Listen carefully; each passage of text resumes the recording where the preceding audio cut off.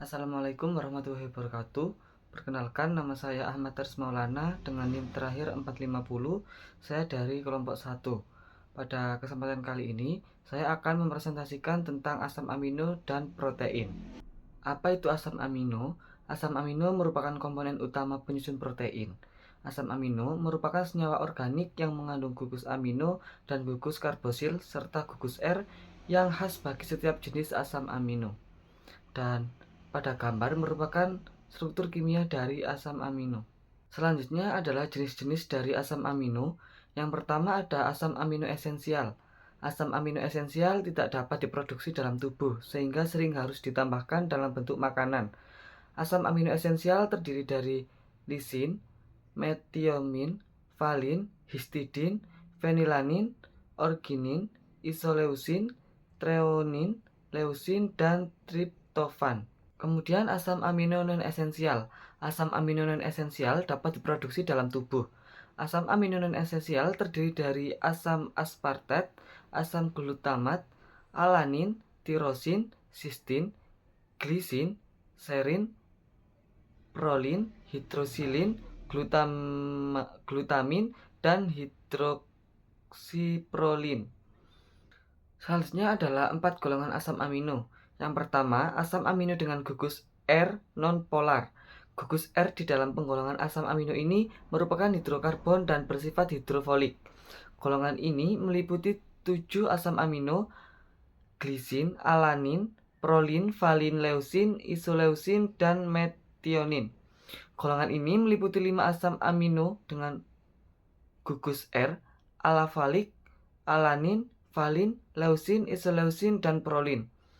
2 dengan lingkaran aromatik, velanin dan triptofan, dan 1 yang mengandung sulfur, metionin.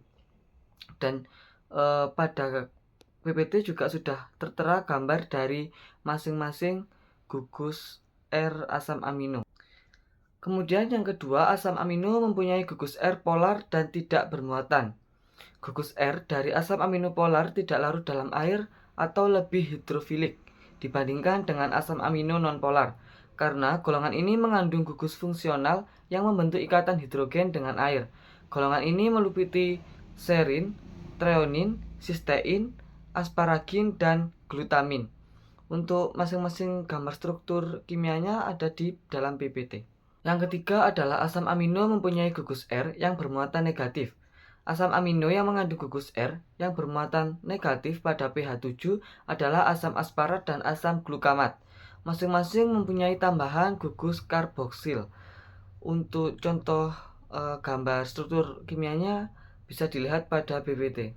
Yang keempat adalah asam amino mempunyai gugus R yang bermuatan positif atau basa.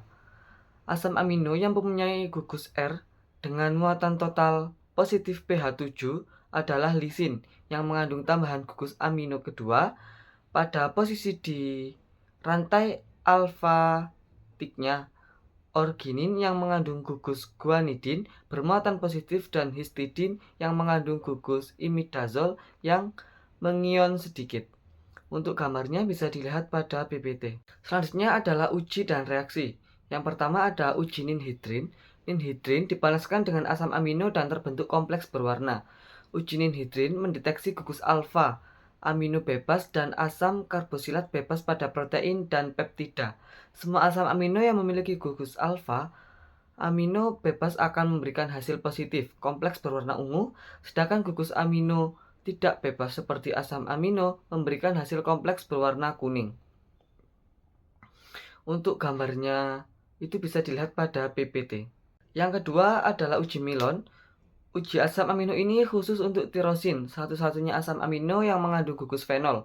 Gugus hidroksil terkait pada cincin benzena. Semua fenol senyawa yang memiliki cincin benzena dan OH yang terikat padanya. Memberikan hasil positif pada uji Milon. Gugus fenol pada asam amino tirosin pertama kali dinitrasi oleh asam sitrat dalam larutan. Kemudian tirosin nitrat membentuk kompleks dengan ion merkuri dalam larutan untuk membentuk larutan merah bata atau endapan tirosin nitrat. Dalam semua kasus munculnya warna merah bata adalah tes positif. Untuk struktur kimianya juga bisa dilihat pada foto yang ada di PPT. Yang ketiga adalah uji kelarutan. Sifat fisik asam amino terutama disebabkan oleh strukturnya, baik dalam bentuk padat maupun dalam berbagai larutan.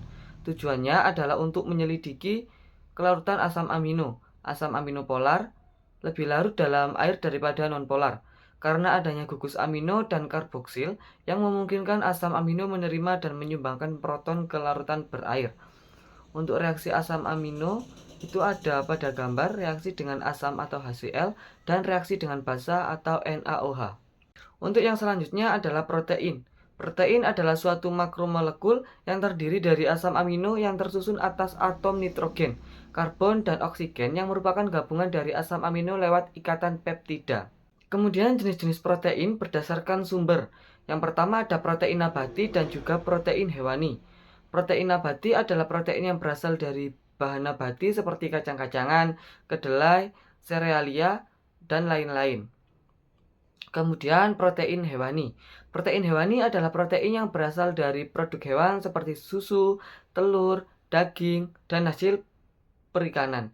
Protein hewani memiliki protein yang lengkap dan bermutu tinggi karena mengandung asam amino esensial, terutama asam amino yang mengandung belerang. Kemudian protein primer. Struktur primer protein merupakan urutan asam amino penyusun protein yang dihubungkan melalui ikatan peptida omida. Kemudian protein sekunder. Struktur sekunder protein adalah struktur 3 dimensi lokal dari berbagai rangkaian asam amino pada protein yang distabilkan oleh ikatan hidrogen. Kemudian protein tersier. Struktur tersier yang merupakan gabungan dari aneka ragam dari struktur sekunder. Struktur tersier biasanya berupa gumpalan. Beberapa molekul protein dapat berinteraksi secara fisik tanpa ikatan kovalen membentuk oligomer yang stabil. Kemudian protein sekunder adalah struktur kuartener. Contoh dari struktur ini yang terkenal adalah enzim Rubisco dan insulin. Kemudian untuk uji reaksi dari protein, yang pertama ada uji Biuret. Uji Biuret untuk protein secara kualitatif mendeteksi keberadaan protein dalam larutan dengan indikator warna yaitu berwarna ungu tua dalam kondisi basa. Biuret NH2CONH2 bereaksi dengan senyawa yang mengandung 2 atau lebih peptida berikatan membentuk kompleks berwarna ungu. Untuk struktur kimianya bisa dilihat pada PPT. Yang kedua adalah uji santoprotein. Protein yang mengandung asam amino inti aromatik memberikan warna kuning setelah pemanasan dengan HNO3 pekat. Garam dari turunan ini berwarna oranye. Asam amino tirosin dan triptofan mengandung cincin benzena aktif yang mudah dinitrasi menjadi senyawa berwarna kuning. Dan reaksinya itu bisa dilihat pada gambar yang ada di PPT. Yang ketiga atau yang terakhir yaitu uji Hopkins-Cole. Reagen yang digunakan dalam uji ini yaitu mengandung asam glioksilat atau CHOCOOH karena triptofan berkondensasi dalam aldehid dalam suasana asam sulfat dan membentuk kompleks berwarna. Untuk struktur kimia juga bisa dilihat pada PPT. Kemudian ini merupakan daftar pustaka atau jurnal-jurnal yang saya gunakan untuk membuat PPT terkait asam amino dan juga protein. Mungkin cukup sekian presentasi dari saya, kurang lebihnya saya mohon maaf. Mohon maaf juga apabila ada salah kata. Saya akhiri, wassalamualaikum warahmatullahi wabarakatuh.